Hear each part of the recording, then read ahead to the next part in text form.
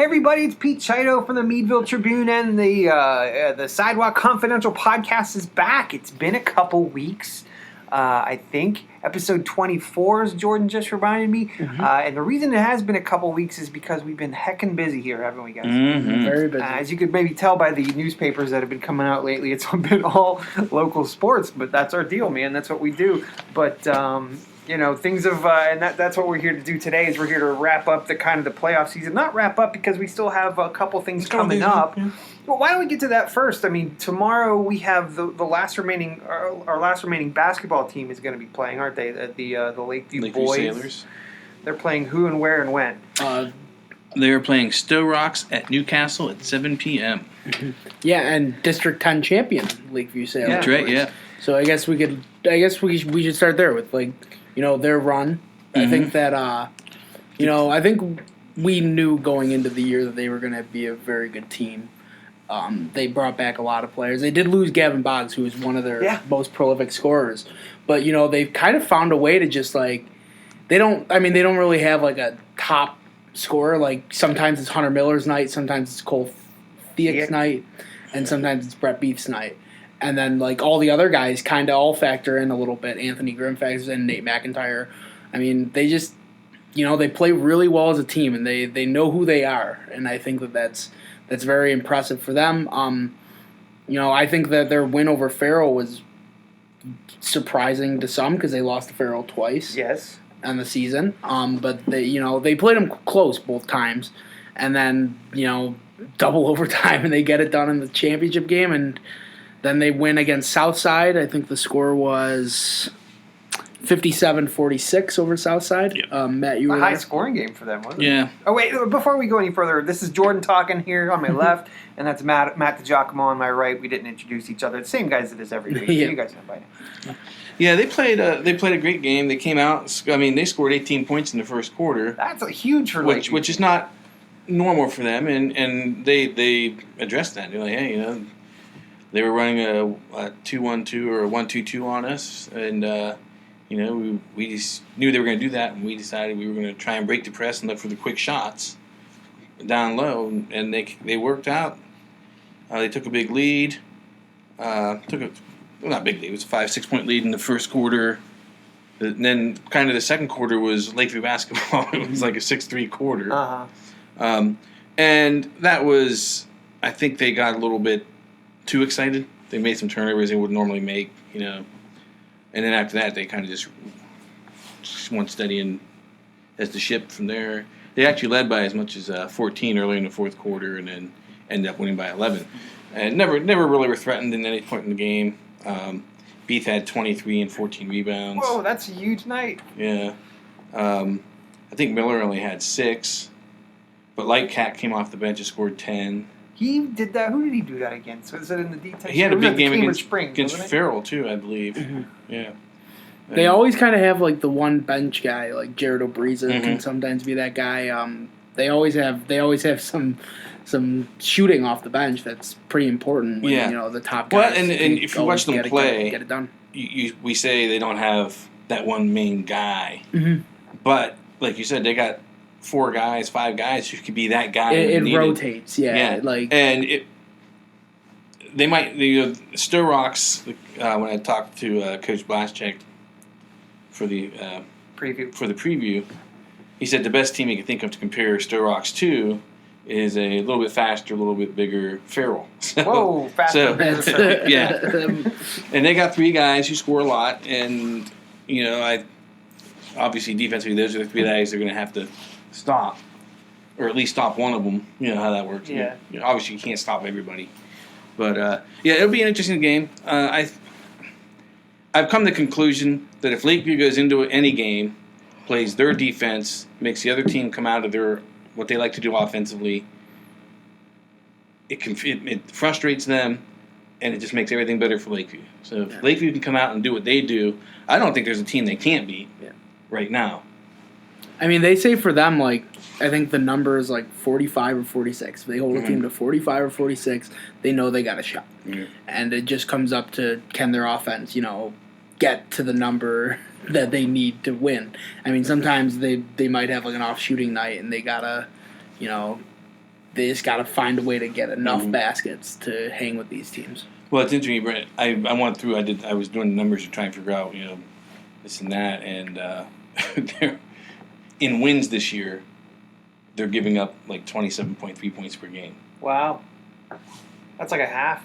No, It's crazy. So, Yeah, I mean, you mentioned that you thought that they could have a good year. It seems like with Lakeview, every year you think Lakeview would have a good year. Mhm. This happens to be the year that they're meeting those goals. They get their first ever D10 championship. They seem to be hitting their strides right now. As States is going on, let's see how far they can take it.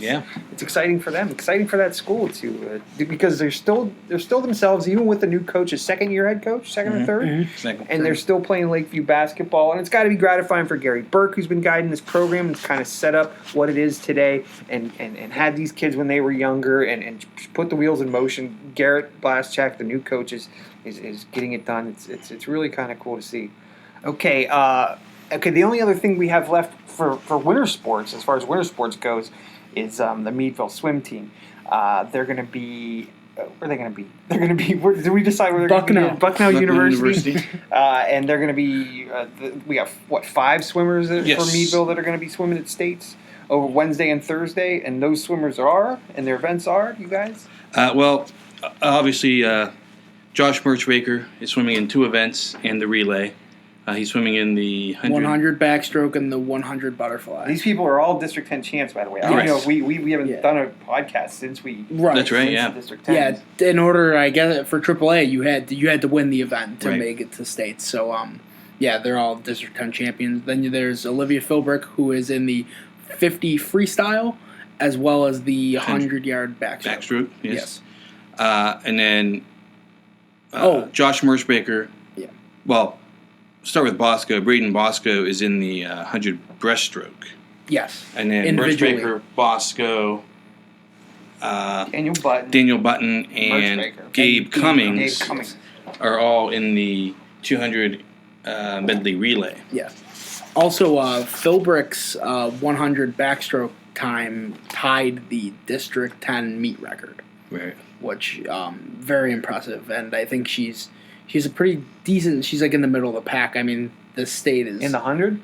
In the 100 backstroke. Yeah, she's like 18th in the 100, and then she's like 30th in the 50. Right. It's just I mean, there's some swimmers in the state that are just so fast. But yeah, I mean, great season for all of them. And I mean, the relay team was a surprise. They weren't supposed to win, and they rallied back and beat McDowell in a very close race. That kind of set the tone for the entire districts for them. They had a pretty good meet. Yeah, and that goes. I mean, like you said, we haven't done a podcast since then. Don't take the fact that only 5 kids made it to states, because while only 5 won, a lot of people set new personal best throughout the district tournament, throughout that district meet. So, which is always the most important thing for. I mean, that's what Coach Capelli preaches all the time is, the getting your personal best and just getting better and better week in, week out. So that's all we have left for winter sports. Let's, I guess, go back. I just got back from Hershey, where I was at the state wrestling tournament. Boy, that's a long weekend. Yes, it is. It's a long weekend, man. Because, the problem is It feels like a long week. Yeah, it does. It really is a week. Roll it up in 3 days. Well, you get there. You left on Wednesday. Left on Wednesday. So yeah. It was essentially your week was there. Well, the issue is, but then I went to Pittsburgh for hockey on Monday too. Yeah, so it was a busy week. But the thing about the wrestling tournament, for our cases, we have to cover 2 tournaments because we have most of our teams are in AA, and then we have Meadville in AAA. And Meadville, for the second straight time I've gone, I think I went 2015 maybe was the last time. The best kid was like a heavyweight for Meadville, so he came at the very end of the night. So you already spent like most of your day covering AA, then you got all of AAA to deal with, and those are long days. And we were just talking about this, how I don't want to complain about the whole thing. It's a thrilling tournament, it's really exciting, but man, is it a grind? It just trying to catch everything, and you get these little windows that talk to wrestlers, and you have to be at the mat at the right time to get photos, and just dealing with the headaches and it's quite a head trip, and you don't see the sunshine for a long time, and you think it's like pitch black outside, and you walk outside and it's still like 3:00 in the afternoon. You're like, whoa! It's like being in a casino in Vegas or something. You just lose all track of time, and it's quite a thing. We had one second place finisher, Kenny Kaiser from Sagertown. He finished second for the second year in a row. He ran into a pretty good wrestler. I thought they were pretty evenly matched. What the heck was the dude's name? There he is. Bedford's Caden Cassidy. He ended up losing 10-6 in the final to that one. That was one of 3 AA place winners that we had. I think Kenny could have won that match. That Cassidy kid got in on a shot real quick. He had a real quick swim move inside on Kenny's leg and got a takedown, and that kind of set the tone right there. Usually in those finals, the first takedown is kind of what wins, because it's hard to battle back against these guys if they're good enough to get to a state final. It's hard to, because then they start stalling you out, and if you get on top of them, they just lay there. And Kenny just wasn't able. He was down 8-6, and he had to try for a for what are those headlock things that would try to pull him over, and that just didn't work. And Cassidy got another takedown, ended up winning 10-6. But it was a good match. That kid wrestled. Kenny wrestled his heart out the whole week long. Just came up. Won 6 inches. Just that short of getting a state title. But with a heck of a season. Anyway, he was one of 3 place winners locally for AA. Union City's Marshall Van Tassel. He took 5th. That's quite a story there. He hurt his knee in sections a couple weeks ago.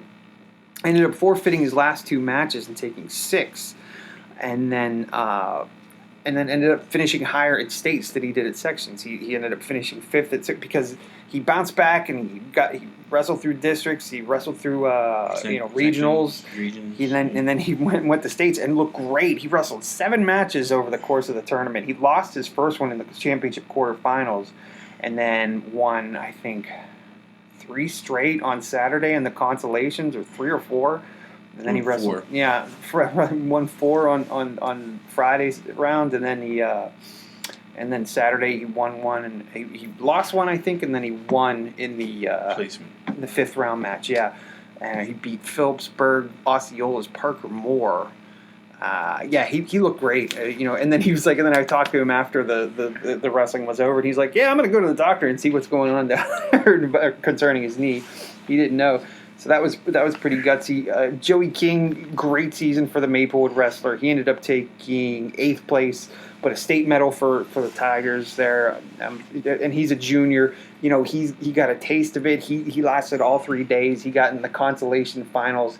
I think this is just going to fuel the fire for him over the off season, doing freestyle in the summer and stuff like that. And I think he's going to be. I think he's going to be hungry for more come next winter, so that's going to be fun to see where he ends up. And then AAA, Meadville had 1 place winner in Tommy Pollard, heavyweight Tommy Pollard, yeah. He was, 36-0 coming into the final day of the tournament, and ended up losing his 3 matches to take 8th. But, he guaranteed himself a win, with a consolation victory in Thursday, and then he got into the blood. By reaching the semis. He reached the semis, yeah. So that what a year for him. You know what I mean? He was a 220 pounder. He was the smallest kid in the bracket, perhaps. And he ended up beating a lot of good guys in that tournament to get where he was. Was he 6th? He was 6th. 6th. What did I say? Yeah. I thought you said 8th. Oh, okay. Yeah, he was 6th. Okay, sorry, he was 6th. To get 6th in the state, and for being the smallest guy in a category that really kind of favors the larger of the guys. So that was pretty great. He ended up losing his 5th place match. Where's AAA here? 285. Case Conrad. Adam Case from Conrad Weiser, 5'2". So that was a pretty good match. I mean, he wrestled hard the whole time too. Taking 6th, there's no shame in that in a AAA bracket, because, as we know, AAA is tough. That was a heck of a weekend, man. We had 4 state place winners. That is not too shabby. I mean, everybody's, you want to talk about champs and stuff, of course you do, but just getting on that medal stand in the States, what a grind it is from going. And it's not just those 3 days in Hershey. It's 3 straight weekends with sections, districts, regionals, and then you go to Hershey after all that, and you got either 3 days from 9 a.m. till 10 p.m. Yeah. Because a lot of those kids don't leave; they stay and watch the other guys wrestle. They want to see what their friend from, that they wrestled with down in Pittsburgh, during juniors, JOs or whatever. They want to see what those kids are doing. I remember a few years back when Spencer Lee was going for his 4th title. As they're on the mat, and Spencer Lee lost, and I was like, "Wow!" And the whole crowd erupted. And as I'm walking off, I hear, "Oh, that was awesome!" And I look, it was Ty Barndell. Oh, really? Yeah. His night was over a while ago. He was Double A. Double A was over like 1 o'clock, but here he is at 10 o'clock watching Spencer Lee in the AAA match. So those guys, those wrestlers, they love wrestling. They stick around and watch it. So yeah, they're there they're like we when we go to those cover. If you cover both events, you're there from 9 a.m. to about 10 p.m. It's a lifestyle, man, for these wrestlers, for the wrestling fans and the wrestling parents and the wrestlers themselves. It's not just a sport; it's their lives. And this is the big holiday was this past weekend, and it was fun, but it was tiring, man. I was driving back in a daze on Sunday. Oh, I know. Do you want to go to now? We got to kind of talk about the teams that fell a little bit short there in the basketball. And hockey. Hockey, yeah, because Meadville, they ended up getting in. They won their play-in game against Quaker Valley on Sunday. Yeah, they found out Thursday that they were going to need to win a play-in game in order to get into the Class AA tournament in the PIHL. And so that was scheduled for Sunday night. Sunday night they go and they play a heck of a game against Quaker Valley. They won, 5-2 or something like that? 5-2, 5-1, something like that, yeah. That was, this past, 2 Sundays ago. It is now Monday. Right. And they win that game, and then they have to play Monday night against... that was Baldwin? Baldwin? Was that game? I can't remember. Yeah, Baldwin, who was and they were division champ, and they ended up losing... Was that 1-0? I think that might have been. Where are we at here? Monday. No? It'd be Tuesday. Tuesday. Yeah, 1-0. Yeah, 1-0 against Baldwin at the Ice Castle in Castle Shannon. Yeah. They got trimmed by a point by a division leader down there, and they got bumped from the tournament in the quarterfinal round. But it was a good season for them because we didn't really know what to expect from them this year. They lost Nick France, and that was a huge chunk of scoring that his graduation took for the team, and they needed other guys to step up. And really, for most of the season, which is a very long season, we really weren't quite sure who those guys were going to be. Some guys started stepping up. Cole Weber started stepping up. Michael Mahoney started stepping up in that forward line and scoring points. Cody Lewis, guys like that. And another key part of it was Jordan McCurdy. Really started standing on his head that last month of the season. He was just playing out of his mind, 40-some saves a night, just keeping them in games when, any lesser of a goaltender, they would not have been in those games. They would have been getting destroyed because they were getting outshot like crazy. But he was just making stops. He did the same thing against Baldwin. He made, what was it? It was 40-something. Yeah, 44 saves on 45 shots, then to lose 1-0. They and Meadville could only get 16 shots on the Baldwin goalie. So Jordan really kept them in there, and they managed to get in. They managed to get themselves in position to make the postseason, and they won their play-in game to get in the postseason, and they only lost to a division champion by 1 goal. So that was a pretty nice crescendo to the season for them. And despite the ups and downs, they really played well. And bodes well for next year because Cole Weber is the only person who graduates from that team. Yeah, he's the only senior. McCurdy's back; he'll be a senior. Sam Coppola, who's played some good games this year, will be a sophomore. Yeah. They both. They might enter the next. Not might. I think they will enter next year as having the best goalie combination in the PIHL. Yeah, and that's what Jamie mentioned is that the combination of Sam and Jordan, them pushing each other, is really what made Jordan what he was that last month of the season. And then you got Mahoney's back, Cody Lewis is back. I can't think of the freshman who started to come on there at the end too. Kessler. Okay, Trevor Kessler. They're I think there's a lot that Meadville can take from that and be like, hang their hat on. Yeah. They're still going to need to fill out, obviously, losing Cole Weber is going to be tough. But I think they're more comfortable trying to fill in those points, seeing what they were able to do this year. And it also reminds me of right before they left the Open Division. Was it the Open Division or when they were in Class A? Right before they left Class A. A few years before that, they had a really young group of defenders, and that really kind of cost them a lot of games because those guys were still maturing. This season was kind of the same thing. They had a really young group of defenders. They ended up giving up a lot of shots. I can't remember who they had in goal at that time. They had a pretty good goalie again, and he kept them in. It was a similar situation. And by the time those guys matured and became juniors and seniors, they were winning, Class A, or they were getting into the Class A finals. Eddie Kaufman, Kaufman was in goal. Yeah, so they end, so something like that. They get some seasoning on these defenders, and they can be, that's going to really help as well. I think, hopefully. And the season starts probably in like a month and a half. Seems like it goes from 1 month to the next, doesn't it? Yeah. As far as the rest of basketball goes. Yeah, I guess we can start with the. You want to start with the girls? Yeah, sure. Yeah. So it was kind of there were a couple close ones. I think Maplewood losing to the Ellis School. I've never heard of the Ellis School before. Has anybody here heard of the I learn new schools every time we get into playoffs. It might be one of those ones that they changed, just like I think it was Westinghouse. But that one ended up being... Is what Obama Academy is now. Oh. Yeah. That one ended up being 39-36, which is very surprising for Maplewood. I mean, I think that, some nights the shots just don't fall for you. They were up pretty good in the first quarter, weren't they? I think the coach said it, you live by the sword, you die by the sword. Regardless of what anyone tries to tell you, no matter how good a three-point shooting team you are, it's still not the most... efficient way of scoring, yeah. Mm-hmm. And it seems like they had an off night from downtown, and then Ellis came back and beat them. Yeah, so they missed 24 threes, and they were just 22.2% from the floor. And they were also missing two girls from the flu, weren't they? Daphne Aikens and Cassidy Mangus, I think. Which one doesn't help at all. No. That kind of shortens your bench. And and that also, those are two of the...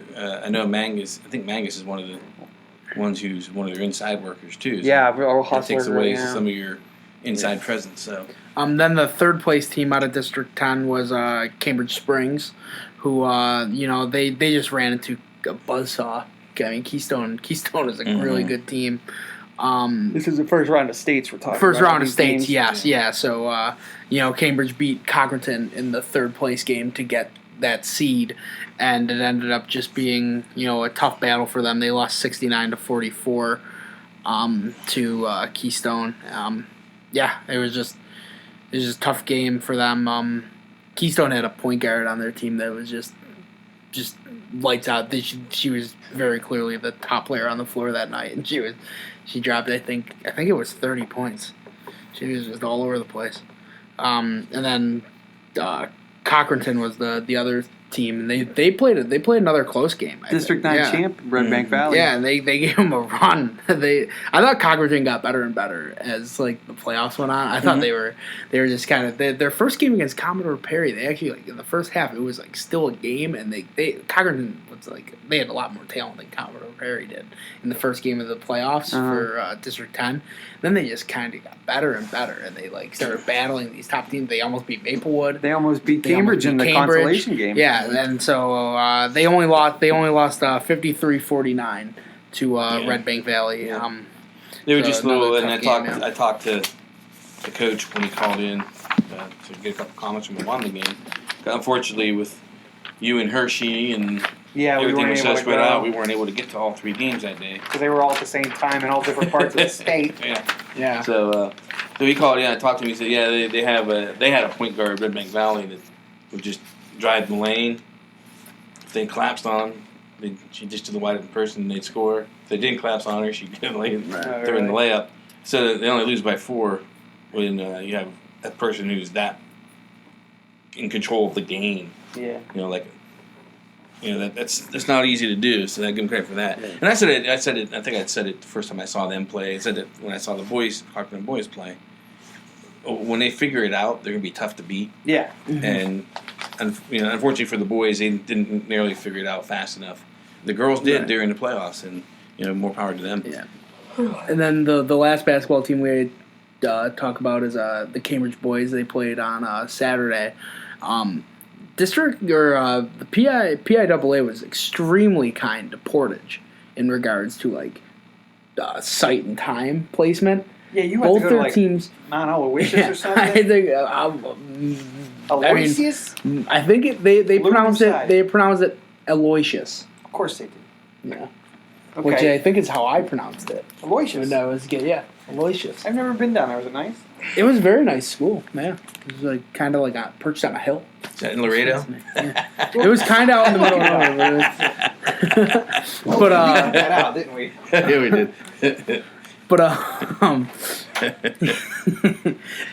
yeah. So it was just tough draw for Cambridge that they travel over 3 hours for a team to play a team that only has to travel 6 miles, and neither of these teams are like you could kind of get it for a district champion. They kind of get the right for that thing. Portage was the runner-up in District 6. They should not have had that type of advantage. No, that's a heck of a trip. Yeah, and for them it was like I remember like right when I was getting close to the college, it was I see Portage 6 miles to the right, and it's like okay, like then it's 6 miles. It was Portage was close to very close to. It was probably about 20 minutes I think for them. And that's and the girls, the Portage girls played the game before. So their fans were all at the same place. So it just it's perfect for them. Like they had this intense home raucous atmosphere, and Cambridge was up against it. I mean, but they started out on fire. It was 18-5 at the end of the first, so they were dominating. And then Portage just it was kind of like it was 18-5, but it probably realistically should have been 18-12 because Portage was just missing a ton of shots. And then they started cleaning up their offense, and then just slowly just worked back into the game. And then at the end of the third quarter, Portage finally had a lead.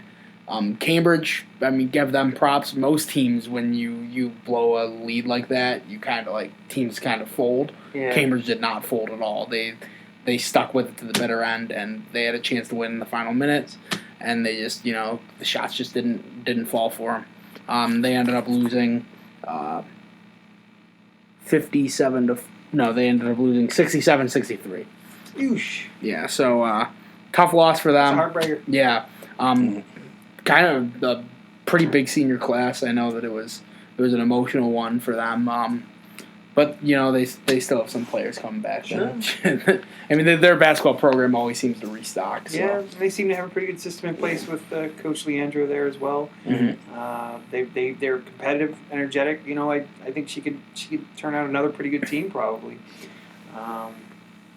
That's a shame that we kind of all of our teams ran into a wall in that first round, except for Lakeview. They're still chugging away. It was the matchups just didn't seem like they fell their way. I think that's part of it too.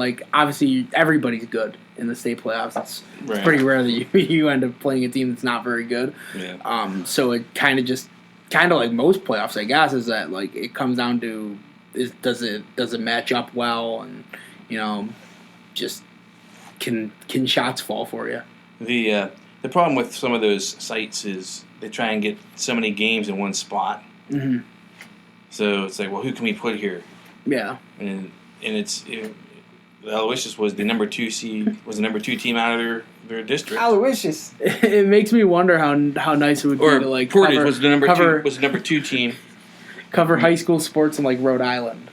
Cambridge. I know. 40 miles to everywhere. How nice would that be?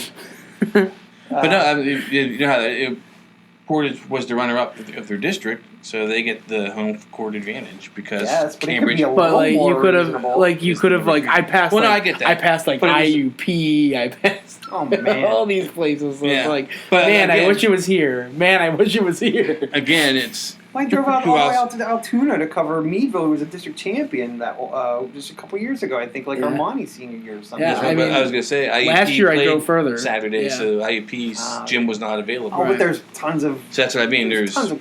I mean, imagine it's funny, but it's like first round, it shouldn't be that far. It gets further and further. I mean, McDowell's traveling. It's that far because they separated everything in the 6 classifications. Right. Yeah, now you've got 6 classification issue, and that's why we have a lot of first round quarterfinal games against teams from all the way out east, which makes us go. I felt for McDowell. They had. I don't know if it's in here or not. No, McDowell's playing a District 3 team. It's just. It's there was crazy. a team from District 12. Who was in the state playoffs? Had they lost? Is that Philly? Is that Philly area? Yeah. They had one win. One win. To be fair, Commodore Perry had only two right. wins. Yeah, that's the class. But at least they won the District 10 title. Right. This team was the number 3. Team. Yeah, it's crazy. So my first thought is, well, if you can get a team in with one win, how many teams do you even have in that? That you're having 3 teams. Central York, Central York's they're out in Central Cambria High School. So who knows? But we did have 2 teams from District 10 win their games tonight in the second round of state. Class 4A. Mm-hmm. Grove City beat Highlands 45-30. I need glasses now. I guess freaking old man. And then Hickory beat Huntington 68-40. Squibble 7, I believe that is. Yes. I'm gonna have to get. What do you call them? Bifocals now. Stupid eyes. Yeah, they both won. And then on the girls' side, I know West Middlesex lost. Yeah, big. McKenna White, she finished 4 points short of 2,000 for her career. She was going to be the first Mercer County girls basketball player to score 2,000 points. Or was it any basketball player? I'm not sure. But she ended up 4 points short. Nah, because 2,000? Yeah, what's her name for Lakeview scored? Oh, Aiden? Over 2,000, and the girl from Slippery Rock scored over 2,000 as well. So maybe from I don't know. That's what they were. maybe for West Middlesex versus West Middlesex. And then also Mercer Prep girls lost tonight as well, 53-38 to Tyrone. So we still have a few. There's still a bunch tomorrow. Yes. Yeah. Is McDowell tomorrow? That boys? Yeah. McDowell's tomorrow at 6:00. We still have Farrell and Lakeview tomorrow, as we mentioned. And then in the girls, it's Villa Maria, I bet. Kennedy Catholic is tomorrow. Villa Maria is tomorrow, and I think that might be it. Okay. The district. For our for the district. Quit talking into the paper, man. Yeah, but that might we be have as long as coronavirus doesn't cancel everything out. Yeah, I'm worried about that. My daughter's. I haven't been worried about it until now they're starting to actually cancel stuff. And it's now it's getting a little bit real. It's starting to hit home a little bit more. I mean, you can only do what you can do. You can only wash your hands. I've been washing my hands like crazy. Yeah, I just always do. I always I guess I just wash my hands a lot. I don't know. But it's if nobody goes to the gym to watch the game, then they'll stay home and won't go to the store and give it to people that way. So I was worried about when I was at Hershey with all those people in that building. That would be a play. And especially while I was there was there's a confirmed case in Delaware County. I was like, oh, where's Delaware County? Do they have any teams here? But no symptoms as of yet. I just think some of their precautions are funny. They're no media access to locker rooms, but the game can still take place and all the spectators can be there and everybody's just sweating. Well, it's not an airborne virus. What type of virus? It's generally passed by touching things or. Okay. It's actual discharge or something. Right, if you sneeze on somebody, but if it would be in the your spit or whatever, but if you cough or whatever, it's not gonna. If you cough in your hand, it's not gonna go airborne. Yeah. And then what's the other stuff too? The governor of Ohio says that no people shouldn't go to sporting events, or their stadiums shouldn't have like their teams shouldn't have fans at the games, and the Columbus Blue Jackets are like, no. And then the MAC championship though, which is in Cleveland, they're like, no spectators allowed. So it's like it's just up to the discretion. The Ivy League tournament canceled their tournament. Mm-hmm. They just gave it to Yale. If I was a team, I'd be so mad. I was like Penn or Princeton. I was like, you can't just give it to them. You know what? If they have a TV contract, I'm going to TV's be like, hey, buddy, I want my money back. I didn't get my tournament. Well, I'm worried because when we're supposed to, my daughter turned 12 this week, and we for her birthday we're taking her and her friend down to Pittsburgh over the weekend. So I'm kind of worried about that. I'm going to be on them to be washing their hands. Get your hand out of your face all day long, because that's up here. I'm not too worried about it because Meadville's not the most world-traveling city in the world. I don't know how many people from Italy or Wuhan, China are traveling around Meadville. But down in Pittsburgh, it's kind of a different deal. Yeah. I told my relatives to come here. It's like the colleges and then like just like kind of the big city areas seem like the parts that are getting it right now. Yes, so I'm worried. So I don't know how we're gonna handle this. I'm just make them wear like surgical gloves the whole time, masks. I don't know. And I'm wondering. I'm just thinking about like St. Patrick's Day. I go back to Buffalo and go downtown because they have like a big St. Patrick's Day parade. I'm wondering if they're gonna cancel the parade. And I'm like, the big stuff. The important stuff that everyone should be caring about right now is St. Patrick's Day parade. That's the important stuff, man. Green beer. When else are you gonna drink it? It's not gonna drink itself. Right. I think that's kind of our random topic of the day. Yeah. That's it. So spring sports starting. What was it? What did we say? 10 days. Volleyball starts on the 20th. Boys volleyball starts on the 20th. I haven't even looked yet about when baseball, softball starts. Of course, that's also weather dependent. Yeah, baseball, softball. I think I've been checking. I've been doing some of the schedules for baseball, and it's like the last week of March. It's like March 28th, 31st. And a lot of because they do their spring break trips. Yeah. So we'll get some information from them, but we wouldn't be able to. We're not going to be in Florida. I think track and field. I think Meadville hosts McDowell on the 31st. I think that's their home opener for the Meadville track team. Lacrosse we got coming up. I think that's like the 20. Yeah, because they can get out there right away. Too. Yeah, they play. It's like volleyball. They can just start going. And then tennis, I don't know. Lacrosse, I'm not sure. And then with spring sports right around the corner. I mean, it was a heck of a winter season. I gotta say, it always is. I mean, those last few weeks of the winter season are pretty brutal, man. Pretty brutal of all those games and all those tournaments happening at the same time. I thought we did a nice job. I mean, some of these sections that we've been putting out have just been 3 to 4 pages of almost nothing but local sports, and look at all these kids we got pictures of in the newspaper, and all the interviews we got with these coaches and these athletes, and this winning and the losing and the color and the stories. And we don't hear it a lot, but I think you guys did a good job. Do you guys feel that the basketball tip-off tournaments was like yesterday, or do you feel like it was like ages ago? Yesterday.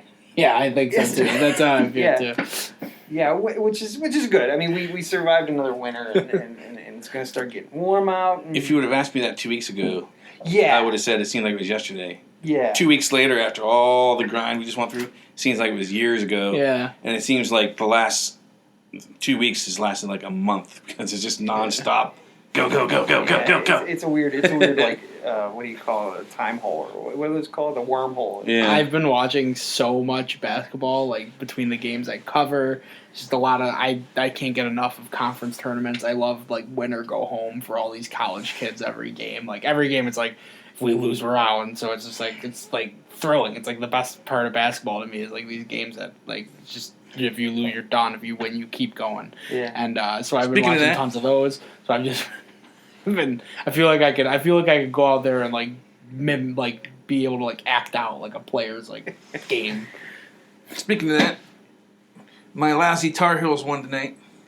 Beat who did they beat? Virginia Tech. Yeah.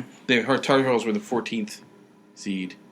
Yeah, they were in last and Virginia Tech was the 12th seed, and then the 13th seed Pitt Panthers beat Wake Forest tonight too. Yeah, Jordan's I think alma mater. I'm kind of happy. I think we might fire our coach. Speaking of, well, you win and you're out. You're losing, you're out. Yeah. That was I think it'll be better for the program's future. So I don't know how far either one, Pitt or North You Carolina. like Miami, Dolphins, UNC, Mets. the Mets. Mm-hmm. North Carolina. What else? What I'm all over the place. I like it. I like the world traveling fan. Well, no, see, when I really started getting into basketball, it started with college, and one of the first games I ever went to was the North Carolina Duke game. Michael Jordan was a sophomore. So I became a Jordan fan, became a Carolina fan. Jordan got drafted by the Bulls. Do you have an NBA team became a or Bulls a fan. hockey team? I'm a Maple Leafs fan. Maple Leafs? When I was younger, that was one of the sports we always got on our television. Yeah, you got Hockey Night Canada. Hockey Night Canada. It was always the Maple Leafs. And I used to love it's watching the best. that. It's So still the best broadcast. CBC. So that's why I'm Jamie's favorite around here. He's a Toronto fan. The NBA? Do you have one? Bulls. Bulls. Oh yeah, that's right, Michael Jordan. And then I was a Dan Marino fan in college. So when the Steelers didn't draft him, I dumped them and went to the Dolphins. So there's a story behind all your weird teams that you like. And I'm stuck with the Dolphins, even though they're getting on my nerves. I'm feeling more and more like I know how Browns fans feel. Yeah. No, you don't. You'll never know. Worst team in the NFL, and they couldn't even get it right. I'm rooting for the Pens. And the Pens, yeah. Well, Cleveland, yeah. You get your pick of the litter for hockey. If they had some stupid... Anymore, though, really, I kind of pay more attention to... if I see a game on and there's a player I like, I'll watch it. My weird ones are the White Sox and the Utah Jazz. That is a weird The one. Utah Jazz, I just love the uniforms. I loved them. Every different version of their uniforms I've loved. Like the ones with Stockton with like the purple with the mountains. I love those ones. The Darren Williams ones where they were like it was like sky blue, kind of like UNC's colors. And now the jerseys they have like these like Red Rock formation jerseys, like these orange stripes. One of my favorite players back in the day was Alex English. He played for the Utah Jazz. Yeah, sweet jumper. I just can't get over the fact that it's the Utah Jazz. It's a problem. It is a problem. Notes of Jazz played in that state. Because they moved. And Utah has like so many. I know why they did but it. That's like a thing. That's like I have a problem with that. Like the Lakers is weird. But it works out because it should be the Oceaners, shouldn't it? It works out because they're so storied that people are like, oh, it's the Showtime Lakers. It's fine. Utah Jazz, like they don't have the winning tradition to mask that their name is just ridiculous. When they have Utah has so many cool things about it that they could do tons of things. A lot of teams have. Pelicans is cool. Yeah. It's a New Orleans bird. It's a Louisiana bird. Yeah, it's the state bird. Yeah, that's what. If you say New Orleans to me, Pelicans is going to to be like 67th on the list of things that come to mind when I think. It's better than being the Buffalo Bills. A bill is just a person. It's just it is. Well, that's what the Browns is, technically. Yeah. It's just a guy. But, Buffalo Bill has nothing to do with Buffalo. No, it doesn't, does it? Well, but that happens a lot. I mean... But the Jazz is ridiculous. Yeah, no, absolutely. Utah. It's not like the cool ones like the Ravens, where it's like Edgar Allan Poe. That's cool. Yeah. They could have named themselves... Pittsburgh Steelers, it's a cool one. Steelers, yeah. Pirates. Where are the... if you knew the story behind the Pittsburgh Pirates, you would know. Well, they weren't always the Pittsburgh Pirates. But other teams started calling them that because they were filching players from their teams. So they were pirating players from other teams. So they called them... everyone around the league started calling them the Pittsburgh Pirates, and the owner just to tick them off. There's a lot of... To the Pittsburgh Pirates. There's a lot of college teams that are like that. I know Purdue. Mm-hmm. They were called the Boilermakers because the Purdue football team is so bad they wanted to win. So they hired a bunch of guys that worked at the train tracks. Oh, really? And they hired them to go play for their team, and so they just crushed whoever they played. And I know Wake Forest. They were originally just the Deacons, and they were playing super well against Duke. And some newspaper writer coined, "Man, these Deacons are playing like demons," and so that's how they became the Demon Deacons. Those are interesting stories. Yeah. Utah Jazz. Well, they moved to Utah. Utah, yeah, it stinks. I remember when Erie had the Sailors. when they had the arena football team, but they moved them up from like the Pittsburgh area, and they kept the name, and they were the Erie River Rats. Meanwhile, there wasn't a river near Erie for like 50 miles. Erie River Rats. And there's a lake. There's a giant lake. It's kind of got the name there. You could do something with the lake if you wanted. I'm saying, even the baseball team is like we're the Sea Dogs. There's no sea. Yeah, yes. At least it had something to do with water. Yeah, I guess so. Yeah. I don't know. But the arena team didn't last for long. I was supposed to go up and do a feature. You have on about Sea Wolves? Sea Wolves. What did I call them? Sea Dogs. Sea Dogs. Sea Dogs. Who's the Sea Dogs? It's like Portland. That's a Portland. It's another baseball team. Yeah.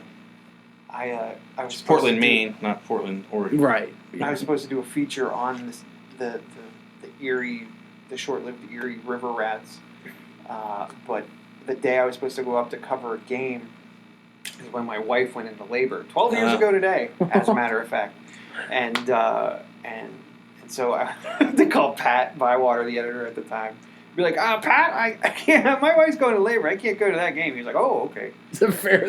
I still had to write the story. Yeah, I still had to write the story. I did it with just like a phone interview I had with their general manager who had moved it, and I mentioned the stupid name, and they're not changing it. In my, I think my lead because I had nothing else to write about. That didn't go well. That didn't go well. That's a good way. I think that's a good way. The birth went well. 7 pounds 11 ounces. 7-Eleven, 1:13 in the morning. She came flying out. The doctor said to my wife, "Wait." My wife's like, "What?" Wait. What are we supposed to do here? That was crazy. Scariest thing I've ever been. So that's Sideline Confidential number 24. Follow us on Tribune_Sports. That's Twitter, right? Yep. And then email sports@meadvilletribune.com for story ideas, suggestions. Just say nice things about fellowship. Good fellowship. Fellowship. All right. Thanks for listening, guys. We'll talk to you next week. Hopefully, we got some time next week. We'll do one a day.